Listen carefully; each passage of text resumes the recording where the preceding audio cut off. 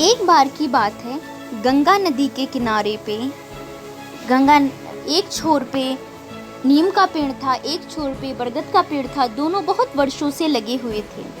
तभी एक चिड़िया उन दोनों के पास आश्रय मांगने आती है, क्योंकि उसे घर बनाना होता है अपने बच्चे के साथ। चिड़िया सबसे पहले बरगद के पेड़ के पास जाती है और उससे कहती है अपने बच्चे के साथ जाकर कि हे पेड़, हे बरगद के पेड़, क्या मैं तुम्हारे ऊपर आश्रय बना सकती हूँ?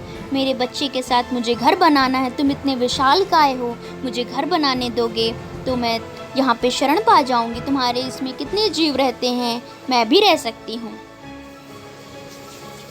तभी पेड़ कहता है, नहीं, तुम मेरे ऊपर अपना आश्रय नहीं बना सकती। मैंने किसी जीव को अपने यहाँ रहने की अनुमति नहीं दी है।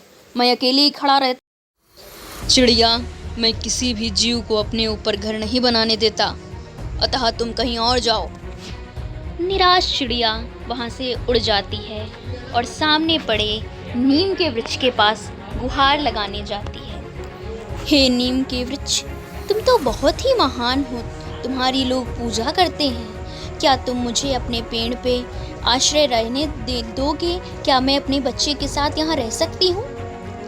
नीम का पेड़ कहता है, बिल्कुल रह सकती हो बहन तुम्हारे रहने से मुझे तनिक भी समस्या नहीं है। और चिड़िया और उसका बच्चा दोनों साथ में रहने लगते हैं। समय का पहिया चलता है। वक्त एक दिन बाढ़ आ गई नदी में और बरगद का पेड़, जो कि बहुत विशालकाय था, वो बहने लगा। जब वो बहने लगा तो चिड़िया ने उससे कहा, बरगद के पेड़, तुम बहुत घमंड दिखाते थे भाई, लेकिन देखो समय किसी का नहीं होता। आज तुम नदी से बहने लगे, तुमने मुझे और मेरे बच्चे को शरण देने से मना कर दिया था। इस पर बरगद के पेड़ ने कहा, हे चिड़िया, तुम मुझे गलत समझ रही हो बहन। मैंने तुमको या किसी भी जीव को अपने पेड़ में इसलिए नहीं रहने दिया था क्योंकि मुझे पता था कि मेरी जड़ें कमज़ोर हैं और कभी भी जब भी आपदा आएगी मैं बह जाऊंगा।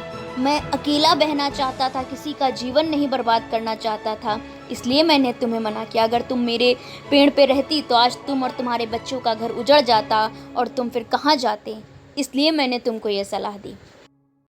ये कहता हुआ बरगद का पेड़ अलविदा चिड़िया कह करके चला गया और चिड़िया को भी लगा कि मैंने गलत किया।